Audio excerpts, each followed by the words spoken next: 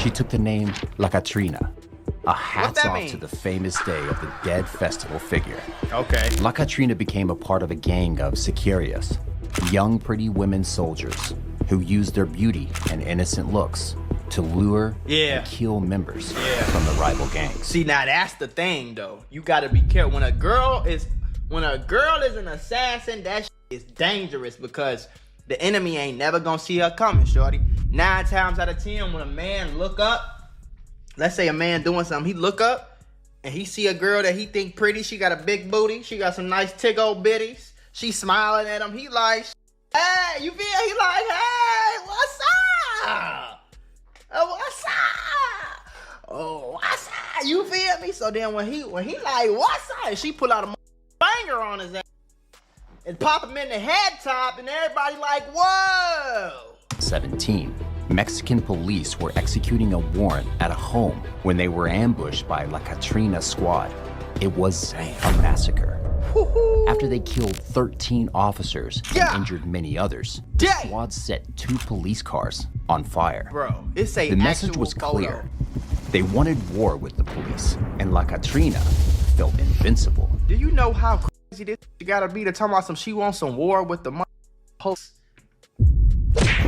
FBI, open up! Do you know how But the officers heard her voice when she was giving orders to kill. They had to get to her. Right. On January 10, 2020, the National Guard received a tip about La Catrina's location. They didn't waste any time. The officers surrounded the squad's safe house, and a violent shootout ensued. Except this time, it was the squad that took the hit.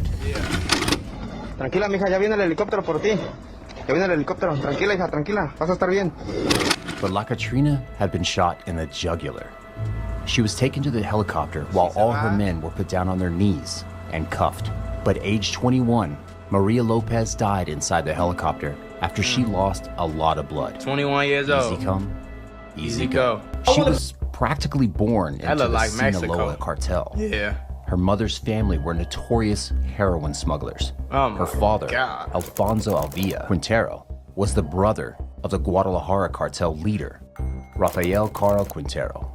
Sandra grew up in the 1960s, watching cold-blooded men do transactions and tough negotiations, and resort to violence whenever words weren't convincing enough. This is a crazy language. This is some right here. Like, I'm sorry, I don't care what nobody got to say. This is insane, and this is crazy. And be trying to act real gangster in Chicago and all that. Take your monkey ass out there to Mexico, act crazy with them. See what happened. Oh, photo grade. Take your ass. Go on out there to Mexico. Act them at war with the police. Did you hear what I said? The police. They had a war. A very young age. I'm scared. I ain't even over there. 13, she was her dad's official, but her colleagues remember her as a very withdrawn, always suspecting person. However, this was just her school persona. When she was 21, Sandra started dating Armando Carrillo Fuentes, the boss of the Juarez cartel. I'm lying. He's a very handsome man. Bonito. Very handsome man.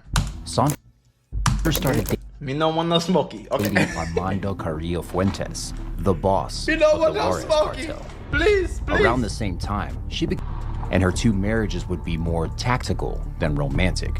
But her husbands were ex-police commanders turned traffickers. These men knew the ins and outs of the Mexican police world, and their insights helped her dodge the law and become a huge figure when it came to substance smuggling. Ironically, both of her husbands were stabbed to death by hired assassins. Another one of her rumored lovers. Imagine, you can't, imagine telling that shit on a date. Both my husbands were killed and stabbed. They were assassinated. Bitch, I don't want to talk to you then. You got a track record. Was El Chapo himself. No one knows transporting 9 tons of white snow. Imagine how many more actually came into the country before the DEA finally caught on to them. Right. After this incident, Sandra got her nickname, the Queen of the Pacific. She also got hundreds of officers on her tail, working hard to arrest her and bring down the Sinaloa cartel. She lived 6 years on the run and suffered the kidnapping of her son as a result of her violent means of negotiation. Finally, in 2007, she was arrested. Tu nombre, por favor. Sandra Avila. That's ¿De dónde es crazy. originaria? Tijuana, Baja California. When the officer asked her what business she was in, she said clothing. Even though she was convicted and sent to prison for life, she remained adamant she Right. shouldn't be there. Yeah. Then she complained about stupid. insects in her cell and arranged for prime conditions, food, alcohol, and cigarettes to her liking. When she was denied restaurant-made food, she claimed her basic rights were being violated. In 2015, she was released and is now living in Guadalajara. What the f? She got released? You see what shutting the f up and not snitching get you? You see? Do you see? Do you see? These niggas first thing they do, yeah. I shot his ass on 3rd Street right here with this gun right here. And I was there yesterday. You know it was me. Yeah, I was there, no man. Like that. You stupid as hell over here. This is Jocelyn Alejandra Nino, and eventually, she met a truly gruesome end. On April 13, 2015, police officers discovered her dismembered body freezer Oh in a my. parking lot in Matamoros, Tamaulipas. Throughout the day, the officers kept finding more body pieces scattered across town.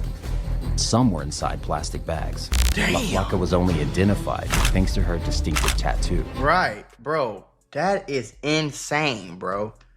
This 18-year-old assassin from Narcos, female assassin. They say she had hundreds of bodies. They found her body in a freezer and some garbage bags, cut up. And the only reason they knew it was her, because of her tattoo. If that ain't insane, I don't know what is. She'd written Nino on her arm. One day, she sent one of her sicarios to get a new car for another journey. He arranged for a couple of vendors to deliver the car to Melissa. When they did, she killed them just to avoid paying for the car. That's crazy. The sicario was shocked and threatened La China to go to the police. That's when she cut off his forearms, shot him in the head, and buried him in her usual mass grave. Bro, what the This was her hell? own man.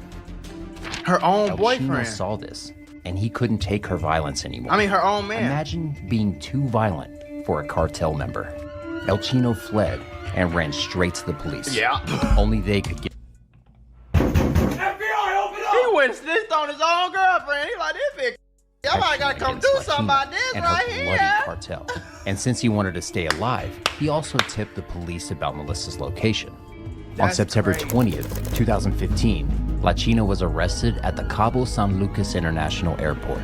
She was just trying Trying to flee get up the out of state. there, yeah. She will spend the rest of her life in prison.